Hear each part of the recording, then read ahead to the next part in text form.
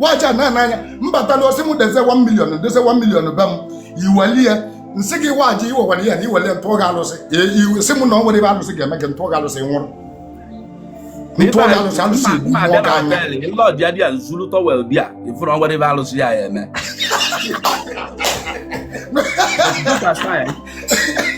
ihe abụ na ọ nwere ebe alụsị ya ọ bụrụ tọwel mma ti tọwel abịa na nke ọdụ like 2 months a na-achọ dị tọwel na mpụta ncheti ya ihe ga-eme bụ ọ bụ na tọwel ka izule gba m nọ nke izuli ya mgbe a ga-akwọ na alụsị gba ndị alụsị ba kpọọ gị ka iwechi ya tịa ọ bụ na iwechi ya tịa nke onye ga na alụsị ka imezie nke ahụ you are putting your life at risk. Mmiri chelo n'anya mmiri enwe ebe nchọ ịgwa ka ị tụọ challenge a n'iru ndị mmadụ enwere onye Ghana ji m ụgwọ achọ nke alụsị gbuo ya onye Ghana ji gị ụgwọ yes ego one ka o ji the money ya ebe for something million 1 minute akpọdo obodo onye a si ka ọ ya lere ka biko vidio nwere ike gaa viral si na enwere onye ji gị ụgwọ onye ọ bụ onye be anyị ka ọ bụ onye obodo a onye obodo na nke ị nali ego gị kedu ihe ọ na-agba gị ọ nwere akụkọ story ka ọ na-aga ya ejego ma polisi and o nwere the money waja gee ntị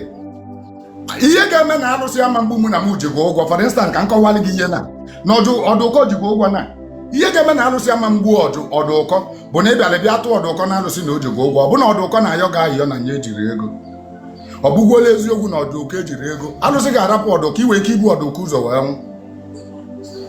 maka na ọdụkọ ejiri ego alụsị a na-ekpe injustice mana mgbe na alụsị ga-eji wee gbuo onye abụchi gị ụgwọ bụ na onye abụ ji the money kwele ike na ọmanye gị maọbụ ka na-aghọ gị aghụghọ na nye ejiri ma o jie mgbe aka alụsị ya eji wee gbue so ịtụ ụbịam alụsị ya egbu alụsị adị egbu ụbịam alụsị adị egbu obeke ma obeke jide gị ụgwọ mana obeke zuru ana m alaiki open challenge mmiri onye a jide money mana ọ chọzụ inye m ya anyị agago ma ebe ị chọrọ bụ otu anyị abatago gee ntị otu anyị etili ebe alive onye abụ jizogo ụgwọ ọ bụ na m atụ onye alụsị ọ nwụrụ emechazi sizie nọ mmụọ nwa bụ ibe mere o ji wee nwụrụ ma ọ bụrụ na ị chọrọ da chalenji ka anyị mee ya ị ga-ewetakwa ego ka atụ onye a na-alụsị ị ga-ekwekwa ka mkpọ onye alụsị ya kwụọ gị ụgwọ gị gekwa ntị ị ga-ekwekwa bikọs a na-ekpe ikpe na alụsị mma kpọ onye abụ ikpe si ya na o ji gị ụgwọ nya kwụọ gị ụgwọ gị ọ bụzialụ na o gbuelu m ọnụ mbọsị ọ ga-akwụ ọ bụ na ọ kwụrụ ntụ onye alụsị mana onye ọma ahịhịọ na ọ ga-akwụ ma uwe ndidi mma ntụ ya alụsị mana o gbuelu m ọnụ na ọ ga-akwụ ọ bụ na ọ kwụrụ ntụ onye alụsị ọ bụ na ọ sị m na ọ ma akwụchacha smooth ntụ onye alụsị inye ya mana ọ bụrụ mbọsị atụrụ alụsị ka alụsị na-egbu mma ngwakwana gị mbọsị alụsị ya egbu ọnyọ na ihe enye onye ahụ taịm rapụzi anya na-enene ya na alụsị ga-egbulili ya o nwere onye atụrụ alụsị ji ihe gị mmegidele gị alụsị rapụrụ olesi mana ihe ahụ abụrụ alụsị mana alụsị ahụ anọrọ ya mana inyere alụsị ihe ọ na-eli okay mmiri ga mbịa ife anyị kwuo neutralize go my mind because na onye ọbụla nọ n'ụwa ya nwụọ ọnwụ abụrụ ajọ ife ana m agụ ya ndị mmadụ ọ bụrụ na-esi na ma ya na ịma nye ndeti mbọsị onye agha anwụ nwere ụlọ ọba na m na-abịa alụsị adị egbu mmadụ manye gị deti na m abụrụ alụsị ibe m bụ just a messenger onye ndu ozi ka m bịa ọ bụrụ mụ ya ejegbu onye ana m enye gị deti onye ga njiri mma jee gbuo onye ọ bụrụ mụ na-egbu n'ọmụmụ taịmụ ya ka o ya ejigbu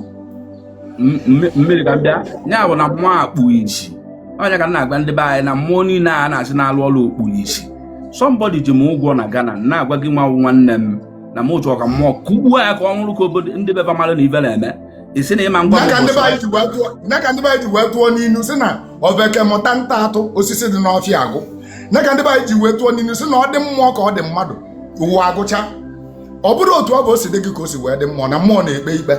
and the time mmụọ ji arụ ọrụ abụrụ taịmụ gị na taịmụ nyanwa mgbe o ji wee chọ ka o ga-eji wee rụọ ọrụ ọ bụrụ na m atụọ gị alụsị tata anụnwa Wajaawaja alụsị ya bụ ntụrụ ga-abụrụ ya bịara gbu gị straight o ejebegodubu unu ya bụ ikpe aba a na-ekpe ọ batagodubu unu ya na ndị bụ unu wee kpebe ya na ndị ichie o wee kwube ndị ichie wee yọbụ ya maọbụ difend be gị maọbụ chi gị ewee kpegide nyebe gị taịmụ ka ije kwụọ ụgwọ ọnụ ọ bụ na ịjụ dị alụsị abịa gbuo gị mana taịmụ o eji wee gbu gị abụrụ mmụọ nso anyị na akaụntụ ọ bụrụ oji ezi anyị na akaụntụ nọ mgbe o ji wee bie ikpe o weke bifo na-ebi ikpe ọbụla 5 years eweke bifo na-ebi ikpe ọbụla 4 years eweke o nwere specific date mmadụ ga-agba gị alụsị ya eji wee gbuo mmadụ. Okay, ọ bụrụ na na-enwero na mbịa tụọ mmadụ na-alụsị ịma ngwa mbọsị mma nwere need for that. Ịma ngwa mbọsị ọ ya anwụ enwero need onye ọbụla gbalị gị mbọsị alụsị ga-egbu mmadụ. Onye abụ skama ọ bụrụ alụsị na onye nwa chọrọ ije gbuo onye ahụ na ọ bụrụ alụsị ga-egbu. Nkụzi ọnụ m mmiri onye ọbụla alụsị ọbụla mmeje n'ala Igbo tudo ejetụ ma onye Igbo ma onye obodo ji m ụgwọ na ịma nsị na onye a ya anwụ mgbosi dị otu a. I want to make it clear to you na alụsị dị blind na alụsị ada afụ ụzọ. That is your own cup of tea. Alụsị adịrọ blind for my own side mana your own side alụsị dị blind ọ gbasara m gị ji ọnụ gị kwuo ọ bụrụ m ugwu. Mmiri ka m bịara ka m kwụsị ebe m na-ekwu because na ya pụtara ọgwa m sị m mụ bịa nye alụsị Igbo na Igbo ọ jeelu m ụgwọ ị na-agbazi na enwere specific time alụsị ahụ ejilụrụ m ọrụ. That means ọ da alụ ọrụ. Ọnwụ a na-anwụ unu eyizina ndị mmadụ egwu. Ọnwụ a wee natural something ka ọ bụ anybody can buy anytime. Na mmadụ nwụta abụrụ a punishment. Ebe ọ bụ na anyị ncha niile n'ebe a nwere ike one day anybody nwere ike ịnwụ among all of us we up to 4,000 something people here. Ọ bụrụ anyị ncha niile ya survive si this year ọnwụ ha ya mmanụ. Ị nwere ike ije mụọ mmadụ na-alụsị ibulu onye a ụzọ nwa asị na alụsị. Kedu ihe mere na o nwere onye mmanụ Waja gee ntị Waja abata m anachieta m azụ isi na o nwere onye mmanụ anyị ịma na mmadụ niile ama survive ibe niile nọ na peji a na wee ndị ga-anwụ this year ọkwa ịma kedu reason a ga-eji wee nwụ maka na ọnwụ dị natural. It's a natural something. Ihe a ga-eji wee nwụ bụ na oge eruo na ọ bụrụ oge eruo na aka kwuru na ba ga-anwụ this year. Mmiri ga mbịa ka mkwụsị mmiri nyekere taịnụ ịmara ikpe dị na ka mkwu okwu 1 minute. Enwere onye daa akala aka ya ọ bụ na ịma na onwe onye daa akala aka na ọya nwụ this year gba anyị mgbọsi ọ bụ na ịpụta isi na eda akala aka